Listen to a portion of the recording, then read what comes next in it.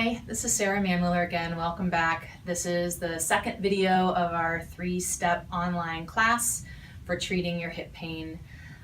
Today what we're going to talk about are 3 things that you should do and 3 things that you absolutely should not do for the next 2 weeks to accelerate the healing of your hip joint. Hopefully you are already feeling better from the stretch that I showed you.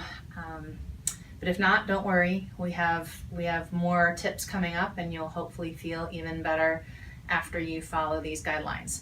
So what we're going to start with are the 3 things that I absolutely do not want you to do for the next 2 weeks.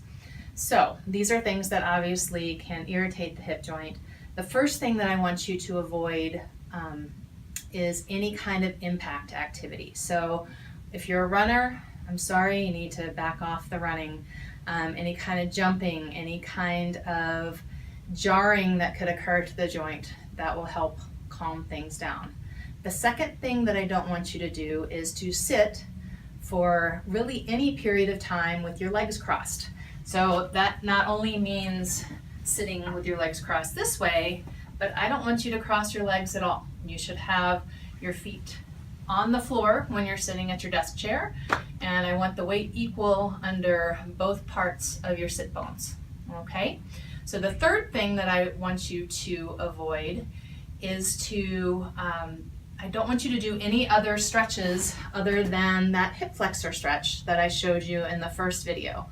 And this includes any yoga stretches for hamstrings. If you are a yogi, then you know what pigeon pose is. I want you to avoid any other hip stretches other than that kneeling hip flexor stretch that we did. And the reason for this is a lot of hip pain is actually caused from some muscles being too tight and some being too loose. And that may actually be stretching out the ones that are loose. So I want you to avoid that, okay? And that will hopefully help to accelerate your healing. The 3 things that I want you to do is I want you to stand with your weight equally distributed under the balls of your feet and your heels. If you go ahead and stand up, and you can go ahead and stand up right now, test this out while you're watching the video. Most people, especially people with hip pain, tend to have their weight shifted back onto their heels. The problem with that is you end up kind of hanging out on your ligaments, your core is not engaged, and most importantly, your butt muscles are not working. So kind of test that out on yourself, but I want you to try to keep your weight. So for example, if you're standing at the sink doing your dishes, I want you to have your weight equal under the balls of your feet and your heels. So that's the first thing I want you to do. The second thing that I want you to do also has to do with keeping those butt muscles and those glutes engaged. Is when you're walking, I want you to, with that leg that's behind you, think about squeezing your bun just ever so slightly when that leg is behind you. And what that's going to do is 2 things.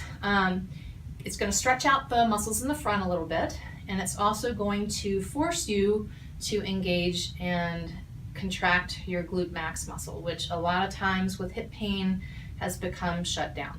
Okay, so that's the second thing.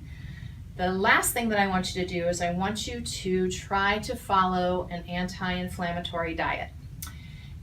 If you don't have any idea what this is, we actually have a link on our webpage, jointworx.com, that you can go to the forms and fill it out. I'm also going to put a link underneath this video where you can print out what foods to avoid and what foods to eat in order to promote healing of the inflammation of the hip and ultimately better health all around. So to summarize, 3 things that I don't want you to do. I don't want you to do any impact activities. I don't want you to do any kind of sitting with your legs crossed. And I don't want you to do any other stretches other than the hip flexor stretch that I showed you in the first video. And by the way, that stretch that I showed you on that first day, you should be doing that a couple times a day minimum. You can do it up to once an hour if it gives you pain relief, but I may have forgotten to tell you the frequency of that. So anyway, and the 3 things that I do want you to do is I want you to stand with your weight equally distributed between the balls of your feet and your heels. I want you to walk engaging your butt muscles, so just a little bit of a squeeze. It shouldn't no one should really be able to tell if you're actually doing it or not, but if you're walking around the house, go ahead and put your hands on those buns and make sure that they are engaging when you're walking around.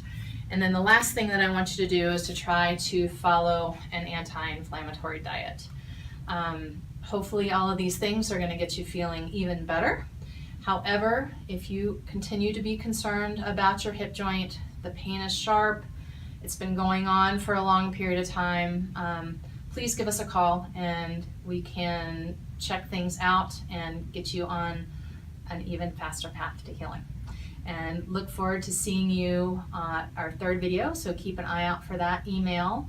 And in that third video, we are going to talk about some other things that you can try, as well as some provocation tests to really see if your healing has become optimized, and hopefully you will be feeling better though. We are going to offer a free bonus at the end of the third video, so make sure you look out for that, and we'll talk to you then. Thanks.